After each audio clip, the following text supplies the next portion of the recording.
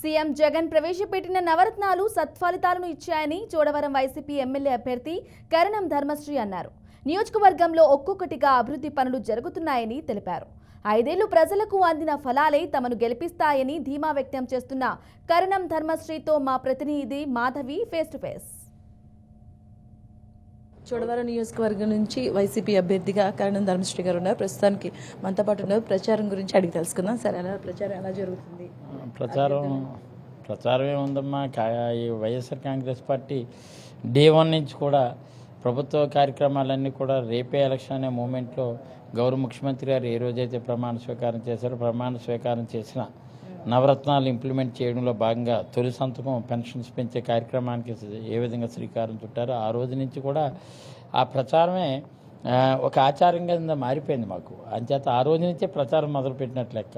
ఎందుకంటే బడుగులు బలహీన వర్గాలు బీసీ అయినా కానీ బీసీలు అంటే బ్యాక్వర్డ్ క్యాస్ట్ కాదు, బ్యాక్ బోన్ పర్సన్స్. సో వాళ్ళకి ఫస్ట్ ప్రయారిటీ ఇవ్వాలని బీసీ ఎస్సీ ఎస్టీ మైనార్టీకి ప్రాధాన్యత ఇస్తూ నవరత్నాలు ఆ రోజు మొదలుపెట్టిన తర్వాత అది ఈరోజు సత్ఫలితాలు ఇస్తుంది, ఒక అద్భుతమైనటువంటి ఫలితాలు ఇస్తుంది. కాబట్టి ఎక్కడికెళ్ళే జననీరాజనాలు పడుతున్నారు, జగన్ కోసం తప్పిస్తున్నారు, జగన్ రాక కోసం తప్పిస్తున్నారు, జగన్ ముఖ్యమంత్రి చేయాలని కాంక్షతో ప్రజలందరూ ఉన్నారు. సో ప్రచారం అయితే అద్భుతంగా కొనసాగుతుంది. ఎక్కడికి వెళ్ళినా సరే వైఎస్ఆర్ కాంగ్రెస్ పార్టీ అద్భుతమైనటువంటి అఖండ విజయం సాధించబోతుందనే విశ్వాసం నమ్మకం మాకైతే అందరిలో కలుగుతుంది. అందుకే నీకు ఇప్పుడే పార్టీలో జాయిన్ అయ్యారు, ఇప్పుడే సడన్గా వచ్చి. అలా యూత్ బాగా అట్రాక్ట్ అవుతున్నారు. ఎందుకంటే యువకుడు మంచి ముఖ్యమంత్రి, మాట అంటే మాటకి నిలబడి మాటను పోషించుకోవాలని తప్పిస్తున్నటువంటి తపన గల తత్వం.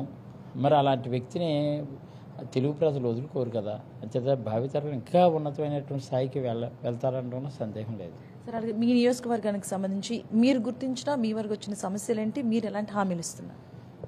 మా నియోజకవర్గంలో యాక్చువల్గా ఇది అగ్రికల్చరల్ బేస్డ్ కాన్స్టిట్యున్సీ ఇది. సో ఫస్ట్ ఇరిగేషన్స్కి ప్రయారిటీ ఇవ్వాలి. మాది పోలవరం వస్తుంది. పోలవరం వచ్చి పోలవరం ఎడంకాలువ ద్వారా ఈ ప్రాంతానికి అంతా సస్యశ్యామలం అవుద్దని పూర్తి విశ్వాసం మాకుంది.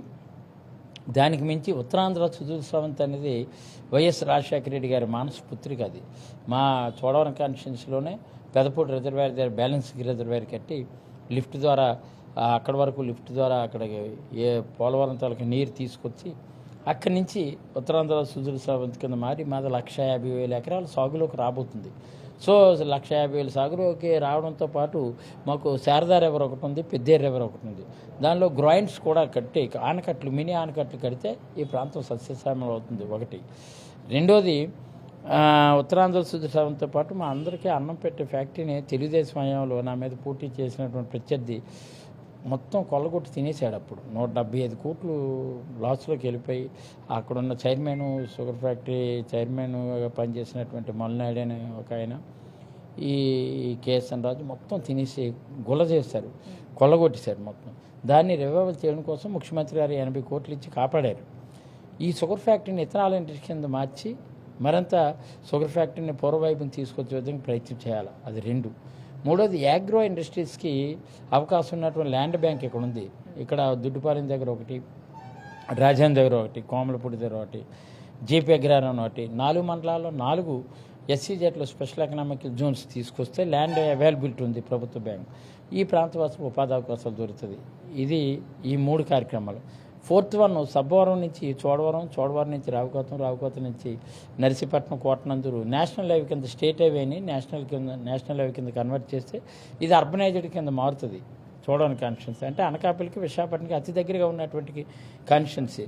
సో ఈ 4 ఎజెండా కింద లోకల్ మేనిఫెస్టోలు ఎజెండా కింద 4 వెళ్తున్నాం.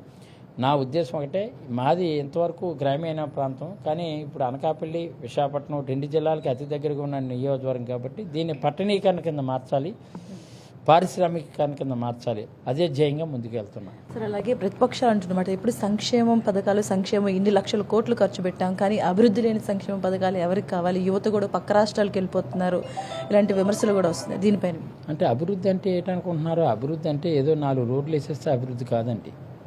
అభివృద్ధి అంటే ఇన్ఫ్రాస్ట్రక్చర్ క్రియేట్ చేయాలి.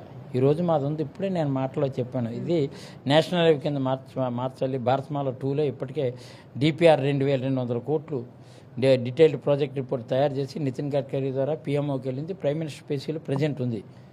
It is across in PM table. So డెఫినెట్గా అది వస్తుంది. నెంబర్ 1. నెంబర్ 2 అగ్రో ఇండస్ట్రీస్ అని నేనే చెప్పాను. మూడోది ఏంటంటే సంక్షేమం అంటే 3200 కోట్లలో 1800 కోట్ల సంక్షేమానికి చోడవరం కాన్స్టిట్యున్సీ తీసుకొచ్చిన 1400 కోట్ల డెవలప్మెంట్ చేసాం. మాకు రోడ్లు చూడండి, ఎక్కడంటే అక్కడ రోడ్లు వేసాం. ఈరోజు పిఎస్పేట రోడ్ అవుతుంది, అలాగే మాకు భోగాపురం రోడ్డు అయింది, గజపతినారాయణ చుట్టాల రోడ్డు కంప్లీట్ చేసాం, గౌరీపట్నం రోడ్డు చేసాం, లక్ష్మీపురం రోడ్డు మీరు వచ్చిన రోడ్డు ఇప్పుడు చేసాం. అంతెందుకు చోడవరం మెయిన్ రోడ్డు కూడా కాంట్రాక్టర్ జాప్యం చేసినా సరే ఎటువంటి గోప్యం లేకుండా మళ్ళీ నా సొంత నిధులతో మళ్ళీ చోడవరం మెయిన్ రోడ్డు కంప్లీట్ చేసాం. ఇలాగ ఒకటి చేయగలుగుతున్నాం. డెవలప్మెంట్ అంటే ఇన్ఫ్రాస్ట్రక్చర్ క్రియేట్ చేయడం. ఇన్ఫ్రాస్ట్రక్చర్ అంటే సచివాలయ బిల్డింగ్స్, నాడు నేడు ద్వారా school buildings, anganwadi centres, health centres, RBK centres, ఇవి డెవలప్మెంట్ కాదా? డెవలప్మెంట్ కూడా సంక్షేమం వెల్ఫేర్కి ఎంత ప్రయారిటీ ఇచ్చామో డెవలప్మెంట్ కూడా అంతే ప్రయారిటీ ఇచ్చి ముందుకెళ్తున్నాం. సో ఏ గ్రామాల్లో ఏ సచివాలయంకి వెళ్ళినా మీ ఆ గ్రామంలో డెవలప్మెంట్ కొట్టొచ్చినట్టు అనిపిస్తుంది. ఉదాహరణ మాది నాడు నేడు ద్వారా ఉన్న చోడవరం సిహెచ్సి చూడండి, హాస్పిటల్ ఎలా మారింది. అదే మాకు బుచ్చిపేట మండలం ఉంది, తురకలపూడి దగ్గర 1,68,00,000తో పిహెచ్సి తీసుకొచ్చాం, కొత్త హాస్పిటల్ తీసుకొచ్చాం. అలాగే వడ్డాది, ఎక్కడైనా అక్కడ హాస్పిటల్స్ అన్ని బాగు చేస్తాం. అంటే స్కూల్స్ ఎప్పుడు ఏ మనిషికైనా విద్యా వైద్యం 2 మోస్ట్ ప్రయారిటీ ఇవ్వాలి. ఆ రెండింటికి గవర్నమెంట్ ప్రయారిటీ ఇచ్చి ముందుకెళ్ళింది. అంచేతే స్కూల్స్ బాగుపడ్డాయి, హాస్పిటల్స్ బాగుపడ్డాయి, గ్రామీణ ప్రాంతాల్లో హెల్త్ సెంటర్స్ కూడా వచ్చాయి. సో మరి ఎంత మెజారిటీతో గెలవబోతున్నారు అనుకుంటున్నారు? లాస్ట్ టైం ఎంత అయితే మెజార్టీ వచ్చిందో అంతకన్నా 10 ఓట్ల మెజార్టీ ఎక్కువ వస్తుంది తప్ప తక్కువ రాదు. ఫైనల్గా మీ నియోజకవర్గ ప్రజలకు మీరేం చెప్తారు? ఏమీ లేదు, ఎట్టి పరిస్థితుల్లో నిస్వార్థంగా నిజాయితీతో కూడుకున్నటువంటి పరిపాలన 5 ఏళ్ళు కరోనా కష్టకాలంలో కూడా ఒక్క స్కీమ్ ఆపకుండా అందరికీ అందించాం. ఆ ప్రభుత్వ ఫలాలే మాకు కొండంత ఆయుధాలు.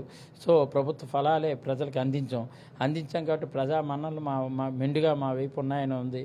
అంచేత డెఫినెట్గా ఆ ప్రజాశిస్సులతో మళ్ళీ రెండోసారి నేను ఎమ్మెల్యేగాను చోడవరం కాన్స్టిట్యున్సీ నుంచి, గౌరవ ముఖ్యమంత్రి గారు రెండోసారి ముఖ్యమంత్రిగాను డెఫినెట్గా మేము అఖండ విజయం సాధించబోతున్నామని తెలియజేసుకుంటూ, ప్రజలు మంచి జరిగింది, మంచి ఈ ప్రభుత్వం చేసింది అనే భావనతో ఉన్నారు. తప్పనిసరిగా వాళ్ళ ఆశీస్సులు నాకు రావాలి, కావాలని ప్రజలను కూడా మీ ద్వారా మీడియా ద్వారా కోరుకుంటున్నాను. Right, all the very best అండి. అలాగే మీ బిజీ షెడ్యూల్లో కూడా మాకు టైం కేటాయించారు. Thank you so much.